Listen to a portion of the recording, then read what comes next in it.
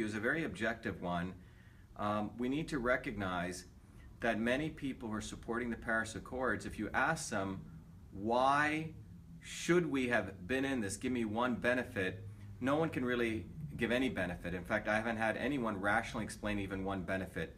What I'm going to explain to you very quickly here so everyone can understand in very simple ways is why it was important that Donald Trump got out of this, why it was essentially going to support an international collusion to basically support the polluting of our environment, and more importantly, to basically tax all of us, businesses, small businesses, big businesses, primarily a lot of small businesses, and every consumer here with a carbon tax. And it's a very simple exposition of this, and I hope I make it clear to you. And obviously, if you have questions, we're periscoping, you're welcome to join us. First of all, let me explain something very basic here. So in this circle, let's consider the fact that we have a lot of businesses here. These are businesses throughout the world. And these businesses, you know, are producing different things. And let's assume these are typically manufacturing businesses. You know, they take resources, raw materials, they process stuff, and out comes products from these businesses, which typically go to the consumer. You know, a lot of consumers here, this is, you know, you and me over here. And we buy these products and we pay this company some dollar amount. Now, many of these companies, because of the manufacturing process, do put out carbon and CO2 into the environment. Let's call that broadly, you know, pollution, okay? Pollution in the term of CO2, all right? So these are these greenhouse gases that they emit into the atmosphere. This is, let's call it before the Paris Accords. This is what's taking place. Again, businesses take resources, they create products, we buy them, and we pay some fee for them, and these businesses have been polluting.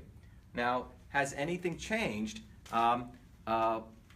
post the Paris Accords? And let's use the date 2030, as this is supposed to be an important date per the Paris Accords. So what happens here? Here again, I'm going to draw the same circle. We have the businesses, and let's put the year now 2030. And what occurs in 2030? These businesses still exist, let's say. Again, these are the businesses. And they are creating products, as I mentioned before, to us as consumers. Same situation. This is, again, you and me. And these consumers pay some fee for these products. And guess what? They're still polluting. And I'll give you some numbers on this. In fact, they're polluting a lot more, as we'll see. But something very interesting happens. For the pollution they do, they have to now pay an organization, which I'm going to call, in double quotes, the IPCC. And this group is composed of people like Al Gore, you know, people like the Bushes, you know, many people from the commodities market, and essentially a global elite in here, quote-unquote scientists. A dollar goes here, dollars go in, and these people deliver these people something called carbon credits. And what this allows these companies to do now is to pollute, but in order to pollute, they have to pay this organization a fee, and this organization issues carbon credits. In fact, it gets even more interesting. These carbon credits, if you look at the commodities market, the global commodities market, these carbon credits are bought and sold here on this commodities market to people. And this generates the ability for this group to generate trillions, not billions, let me explain, trillions of dollars in new source of wealth. So these carbon credits were created by this group as a vehicle to essentially charge polluters something, and this group has a potential to make trillions and trillions of dollars. So how did this all happen, and what was the Paris Accords? Well, the front end for this entire organization, by the way, Al Gore substantially, at a certain point, monopolized, had access to a large number of carbon credits, which he had accumulated, and his goal was to have a payday by forcing these businesses in the future, around post-2030, to buy these carbon credits. And if you actually look at this, the IPCC's PR, I call it their PR machine, was what we call the Paris Accords. The Paris Accords was really their PR engine to get this out as though everyone needed to get on board. And what the U.S., if you look at the United States here, put the flag here, the U.S. Was being forced by the IPCC. By the way, this included establishment Democrats and establishment Republicans who were essentially telling the U.S. government that it needed to create what we call a green fund. And this green fund, and I'll explain what this was really about, the U.S. was going to have to put $100 billion into this green fund. And what was this $100 billion for?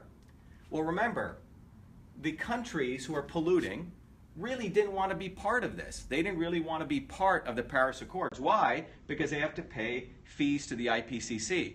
So how do you get them to be part of this? So if I do this over here, what I call the influencers of these countries, influencers of countries. So for example, if you take India, China, and you go down the list of what they call about 190 plus countries, remember all these people have influencers, so-called advisors. This $100 billion number was going to be funneled through different NGOs to essentially pay off, and in fact people had already gotten agreements that if they joined the Paris Accords, that they're going to get dollars funneled to them.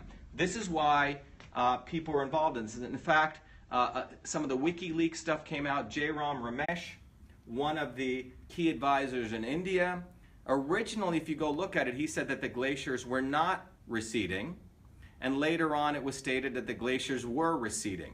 And in a recent email in WikiLeaks, he was actually thanking John Podesta for making all of this occur. So you have to really start thinking about what took place. But fundamentally, Trump wanted to exit this because I think Trump realized what was really going on. And what was really going on is this. The mafia of the IPCC was using the United States instrument, our Congress, our tax dollars, to funnel about $100 billion here. So we would pay off these people to join the Paris Accords. Now, let me just tell you, $100 billion is a relatively small amount because these guys were going to make trillions. So let me follow this through again so you get it. Businesses today are polluting. Just to give you an example, China today pollutes around 11 billion tons of carbon into the atmosphere. 11 billion tons of carbon. That's what they're doing today. By 2030, or between now and 2030, guess what? China's still allowed to pollute. In fact, China is allowed to go up to 22 billion tons, which means they're allowed to go 11 billion tons in carbon, which means they're going to pollute more. They're going to double their pollution during this period. No penalties. And that's how they got China to join. After 2030, there's going to be a big payday for these guys because they're going to be able to sell China carbon credits. I hope everyone's following. The bottom line is these set of 190, in many ways, so-called influencers and advisors, many of them essentially are waiting for this $100 billion payday, supported the Paris Accords because they're going to be paid, and that's how they forced their countries' prime ministers and people to say, yeah, we got to join this Paris Accords. The reality is when you step back and look at this diagram, who really profits is the allies who are going to make money on carbon credits as they fluctuate and rapidly grow in price post-2030. So a $100 billion payout to most of these corrupt officials, it's very well worth it for them because they're going to have a 1,000%, 100 to 1,000% increase in profits. So fundamentally, what Donald Trump did was he saw the scam, which is what it is. And fundamentally what this does is makes liberal bourgeois feel good that they're part of the Paris Accords. In fact, the MIT president has said, we have conclusive evidence that temperature has gone up. Let me just make it very clear that Hansen, the guy who came up with this temperature rating at NASA, during the 1950s to 1990, they used what they said was the average temperature, 1998. During that period, that's how they measured the average temperature. And they said the average temperature was 15 degrees Celsius. And they predicted in around 1988 that temperature was going to go up. So again, in 1988, papers are starting to come out saying the average temperature measured between 1950 to 1980 is 15 degrees, and they're saying, temperature is going to rise on the planet Earth. Well, what happens? By 1995, 1996, they find out the temperature actually, in fact, gone down a little bit. It was not going up. And somehow, mysteriously, around 2002, Hansen says, yes, the temperature has gone up. And how did he get it to go up? He got it to go up by saying that the average temperature is now 14 degrees. He actually changed the goalpost. Before it's 15, he said now it's 14, and he said we're measuring 14.64. So what they did was a complete lie, and in fact this changing of the goalpost was done in an email. All of this is written in a beautiful article by Arvind Kumar in American Thinker called 14 is the new 15, or 14 is the new 15, exactly. So you should go read it by Arvind Kumar, an American Thinker. He lays it out very beautifully. But the bottom line is, there is no conclusive evidence that the temperature has gone up. If you look at the facts, this entire process really profits this group. The reality is China is going to continue to pollute 2x, 200% more. India also gets to pollute from 2 billion to 4 billion. In fact, we're going to drop our carbon emissions from 5 billion to 4 billion. So this entire process is really a big racket. So all of us, when I go back to this as a consumer, guess what? In the future, we're actually going to pay more for products. Businesses are going to be charged more. So businesses are paying taxes. Each consumer's product is going to go up. These guys up here are the ones who are going to make money. So extremely good that Donald Trump pulled out of this. This was a patriotic thing to do. And we need to start really exposing the mainstream media and the elite academics who are all actually behind this. Thank you.